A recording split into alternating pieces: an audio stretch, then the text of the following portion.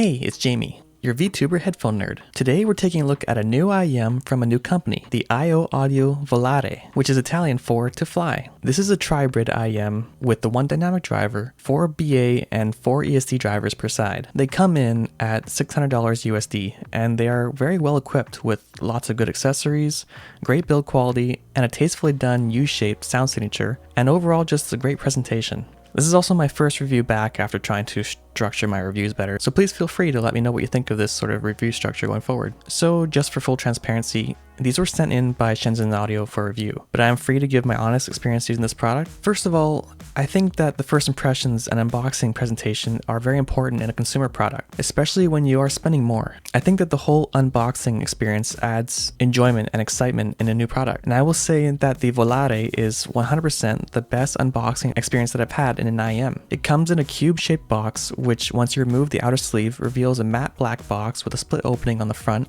that's held closed by magnets. The front splits open with the top folding up and the bottom folds down to reveal the leather case, which is presented on top. And then it has 3 drawers below that hold all the accessories. The drawers themselves are also held closed with magnets, so when you close them, they slide in with a satisfying click. The whole thing is presented like a jewelry box. One drawer holds the cables and 3 interchangeable tips to change it from a 3.5mm or 2.5 or 4.4 balanced. The second drawer holds the ear tips, and they give us many options for different tips. We get 4 full sets of different style silicone tips, each with the 3 standard sizes, and we also get a full set of foam tips as well. The third drawer holds the documentation and a 1/4 inch adapter. The case for the IEMs is actually quite large, but it appears to be made of real leather and opens in a clamshell design as well. When you first open it, it has foam inserts to hold and present the IEMs. And my one criticism here is that it's not immediately obvious that those can be removed to render the case fully usable. I would like to see maybe a pull tab or a notch there to make it easier to remove those foam pieces. The cable that they come with is actually quite nice. It's an 8-wire braided cable that then splits at the Y and has 4 wires for each side. I'm not the biggest advocate for cables affecting the sound quality of IEMs, but the build quality and feel is something that I do like. Even though it's a bit larger, the cable itself is lighter in weight,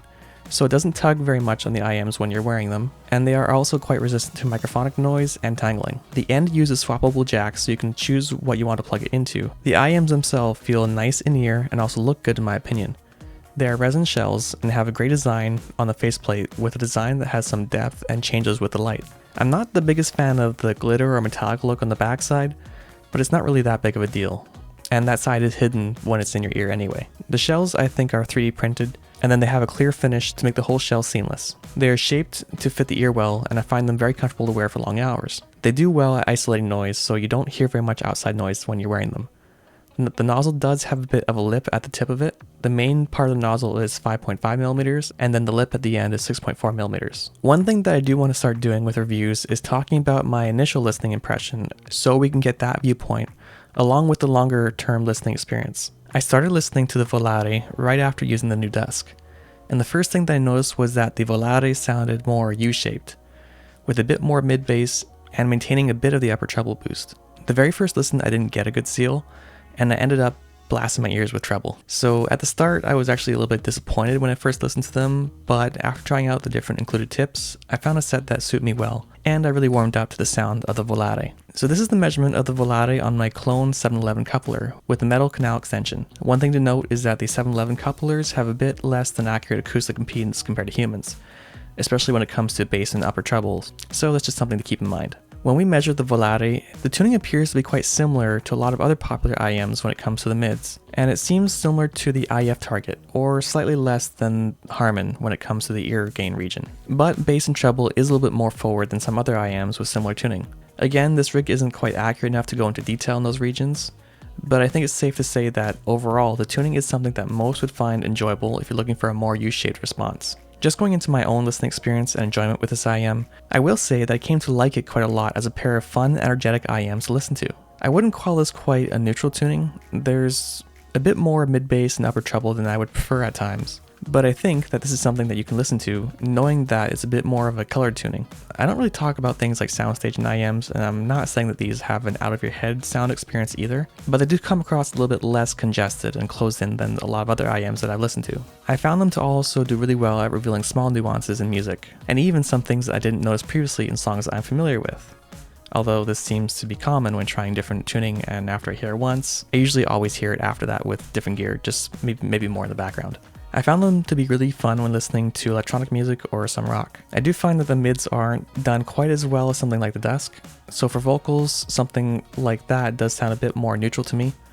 But in terms of sounding energetic while still sounding clear and enjoyable, the Volare is one of the best that I've used in this case. So how does it compare with other IEMs in its price range? Well, to be honest, the Volare is the most expensive IEM that I've used. I know some others who have heard more IEMs have said that at $600, the Volare competes quite well at higher price brackets, but I just don't have that point of reference, so I can't really say for myself. I wouldn't necessarily say that it's like almost twice as good as the Dusk or some other very well-received IEMs are much cheaper. I think in general, IEMs have gotten so good that you're only really dealing with probably 10% differences overall. But for what it is, the Volare is currently one of my favorite U-shaped IEMs that I've enjoyed using. And if you're looking for something that is this tuning that also has a full luxury package with great accessories, maybe this is the IEM for you. But you can also do a lot with EQ, so there's always a lot of options, and you could always get something cheaper and just EQ it to preference. So thanks again for watching, and I hope to see you again next time.